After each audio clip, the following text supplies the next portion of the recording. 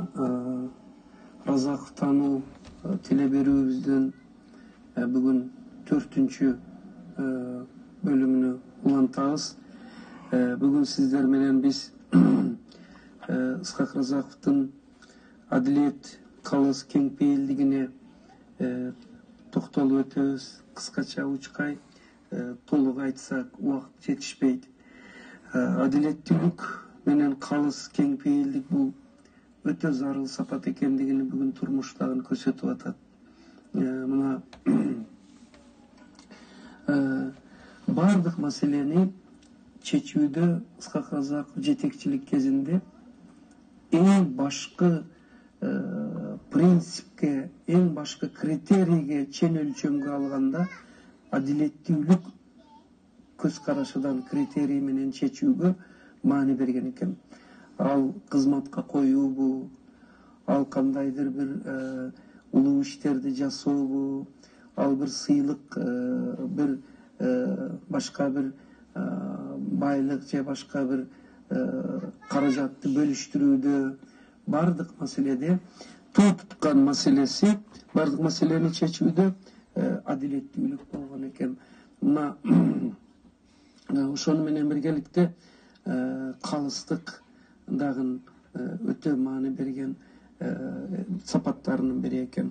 Ал кызматчыларды кайсы жерденсиң, кимсиң, улутуң ким, урууң ким деген маселеге такыр карабастан, ал адамдын биринчи мындай инсандык сапаттарына, анан кесипкөйлүгүнө ылайык мамиле жасап, ошого ылайык адамдарды кызматка тартып, сыйлык берип, ошого ылайык баа берген экен. Мына ал жөнүндө мындай ырсаптарыны табып киргиздим ушул жерде. Ал жүрдү арамдыкка малынбастан, так жүрдү жаза басып жаңылбастан, ар кимге ал жакшылык каалай билди, сапатын ылгап калыс баалай билди, адамды улутуна, уруусуна айырбастан. Карасаңыз, мына кандай таамай айтылган ырсаптары. Ошого өзү дагы адамдарды чакырбастан ар дайым үлгү көрсөтүп келген экен. Өтө адилеттүү, принципиалдуу акниет, ошол эле мезгилде жетекчилерге каттуу талап кое билген. Анан мындай адилеттүү талапты кое билгендигинде дагы көп маселе экен. Адилеттүүлүк дегенде жалаң гана жана калыс чечүү эмес, адилетсиз көз боемочулук менен туура эмес иштеген адамдарды таап талдай билип, аларды өз ордуна кое билүүгө дагы өтө чоң маани берген экен. Бул жерде мындай саптарды айтып атат. Сүйлөөчү Разаков акырында аябай таанышын да жакынында. Мана бериңиз, таанышыбы, жакыныбы, адилет жөндүү калыс сөзүн айтчу, май басып калгандардын көзүн аччу, тайманбай так көрсөтүп жазыгында жек көрчү, жымырып жеп чардаганды, жек көрчү эл ырысын жалмаганды. Мына бул саптар ал кишинин канчалык адилеттүү калыстыкка маани бергендигинен сезилип турат.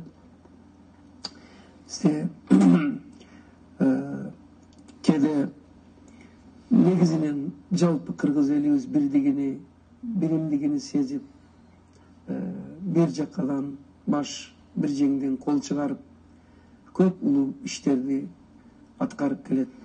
Бирок эң өкүнүчтүүсү, кээ бир адамдар өзүнүн кызыкчылыгы үчүн, өзүнүн кайсы бир туура эмес максаттарын ишке ашырыш үчүн кээде түндүк түштүк деп бөлгөн учурлар ошол кезде да кээде сезилгенде, ушуну өтө каттык жооп берип, анан өтө ошого каттуу принципиалдуу мамиле кылган экен.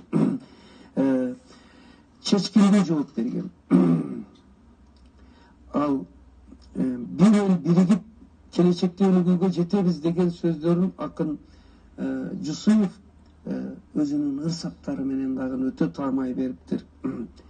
Жерибиз түндүк түштүк аталышкан, адамдар ашуу белге такалышкан, айласыз бири-биринен алысташып, айласыз бири-бирине багышташып, кат жазып, кат күтүшүп, кат алышкан.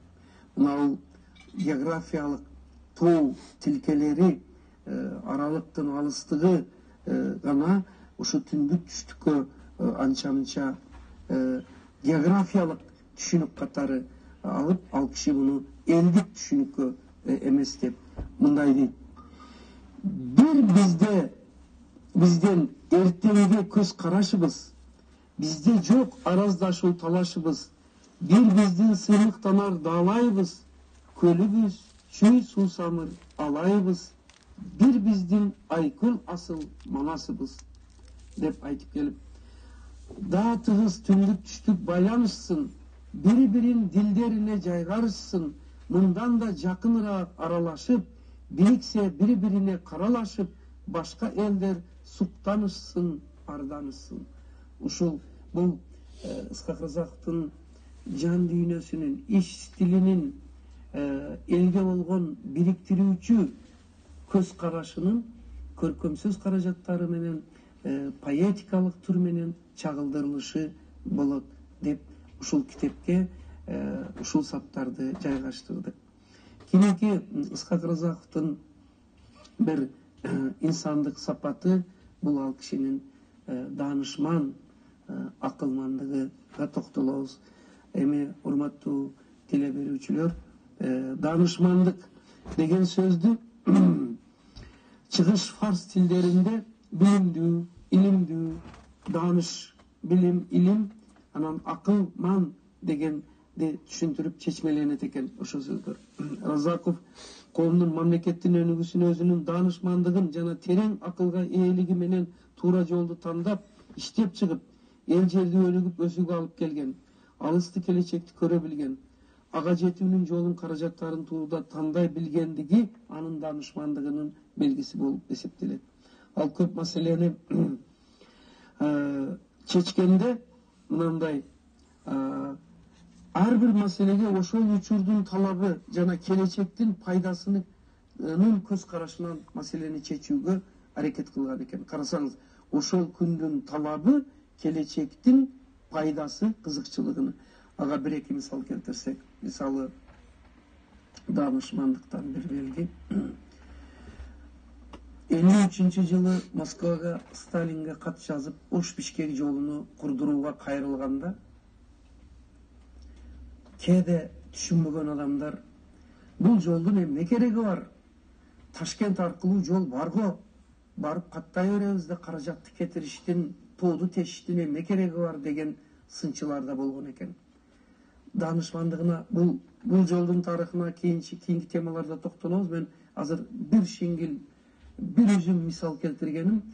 Даанышман деген адам өзүнүн илим, билими, акылыга таянып, келечекте боло турган проблеманы көрө билип, ошону чечүүнүн жолуга салып койгондугунда экен деген кортундуга келиш керек да. Мына ошол убакта Тажикстан 3 республиканы аралап, Тажикстан, Өзбекстан, Казакстан менен Бишкекке түз тегиз жол менен барчу элек. Бирок 100 жыл илгери ушул маселелер көрүнүп, Ысқақ Разақов өзүбүздүн эгемендүү түндүк түштүк жолубузду курууга белсенип, түшүнбөстүк, тоскоолдукка карабастан киришкени даанышмандыгынын бир нишана белгиси деп эсептесек болот. Анан мына жерде ал киши мына академияны 54-жылы ачууга, мен акырда ал жөнүндө токтоломун, өзү бир нече жолу Москвага кат жазып, академияны ачкан, университетти ачкан. Кыргызда техникалык адистер, инженерлер жок, көпчүлүгү окуу даярдай турган окуу жайы жок экен. Барлары сөзсүз Москва, Санкт-Петербургтан окуп келиш керек экен. Ошол үчүн Орто Азияда алгачкылардан болуп политехникалык институтту ачуу демилгеси, аны мен архивдик материалдарын бул жерге бердим. Бул дагы Ысқақ Разақовтун даанышман көрөгөчтүгүнөн, өзүбүздөн техникалык кадрлар даярдалсын деген чечими болуп эсептелет. Акырында даанышмандыгына ал кишинин бир 3-4 учкул сөздөрүнөн мисал келтирсек, муну карасаңыз. Касташуудан кач, бирок адилеттүүлүктөн тайба.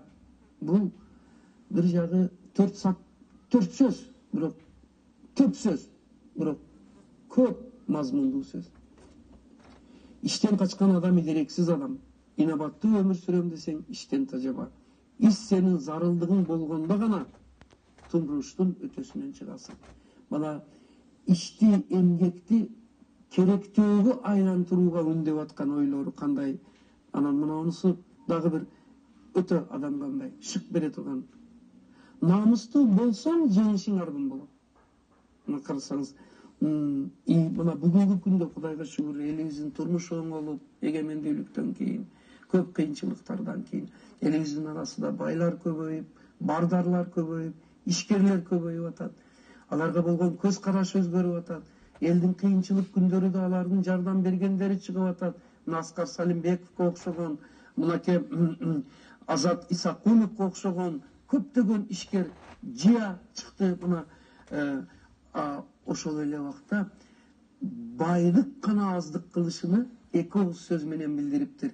Бай жашоого болот, бирок өрнөктүү жашоо кыйын деп.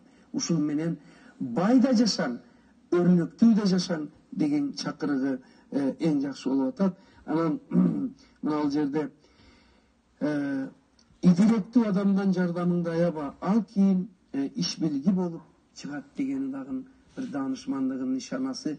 Ошол идиректүү адамдан жардамыны аябастыгынын артынан жүздөгөн, миңдеген кыргыздын илим, техникадагы, курулуштагы, жетекчиликтеги кадрлары өсүп чыккан экен. Анда ушуну менен Разактануу телеберүүбүздүн 4-бөлүгүнү жыйынтыктайлы.